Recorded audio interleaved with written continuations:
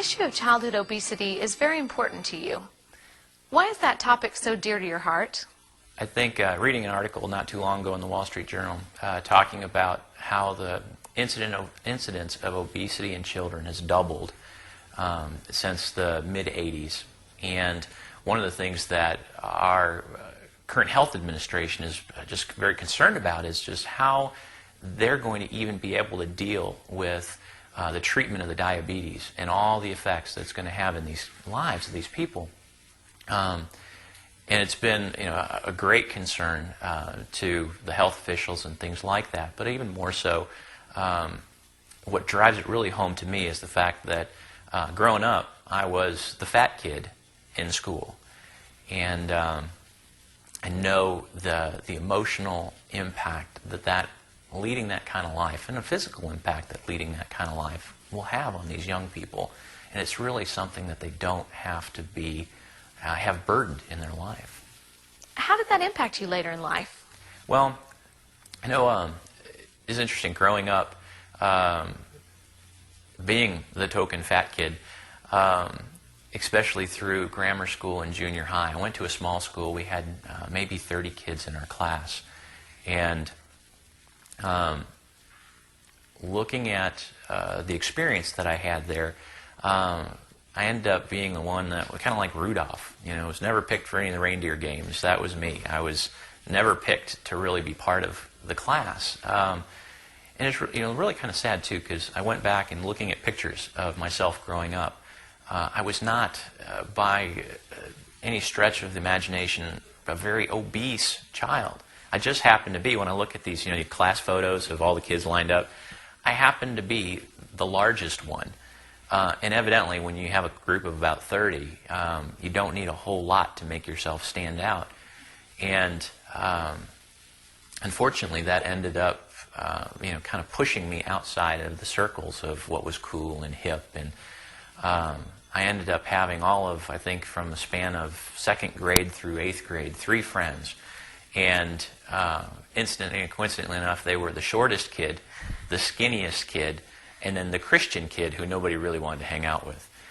And as a result of those friendships and kind of being ostracized from kind of what happens in class, I ended up being very introverted.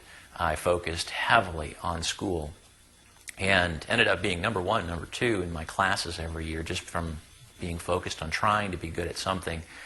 But it's interesting as I look back on how that really started to shape my life, and I kind of asked, well, how did I get into that place? And probably the most significant thing, I think, is I look at the lives that my parents led as children. My mom was one of 7 daughters. Her father was a coal miner in West Virginia, and they live an impoverished life. And my dad, when he was, I want to say was 7, emigrated from the Ukraine. During World War II, they fled the violence there and came to the United States, and basically with nothing, just whatever they had. So you had 2 people who came from this poverty-stricken background, and I know that food was scarce, and certainly as they got jobs and became more successful, and as I was growing up, I know my dad's way of demonstrating that he had made it was through food. That you could have it anytime, anywhere. Bunches of kids have heard, eat everything on your plate. With my dad, this was a mantra. I mean, this was, to push away food was, well, why would you do that? Because you don't realize that, how lucky you are. I can remember a situation being with my dad at a hot dog stand in Chicago, and I just wanted a plain hot dog. And Dad insisted I have the hot dog with everything on it. Because for the same amount of money, you get more food. And I thought, well, Dad would say it would taste better that way. But it was how this was ingrained in them. And as a kid growing up, it started to become ingrained in me that, gosh, I just have to eat whenever the opportunity arises. And if ever we get a chance to go to Chicago, and you get a chance to meet my dad, I guarantee you, if he picks us up from the airport and begins to drive us home, Doesn't matter if he knows you from Adam. Within probably about 5 minutes, he will ask you, "Are you hungry? And can we go get you some food?" Right. So yeah, we still deal with this today.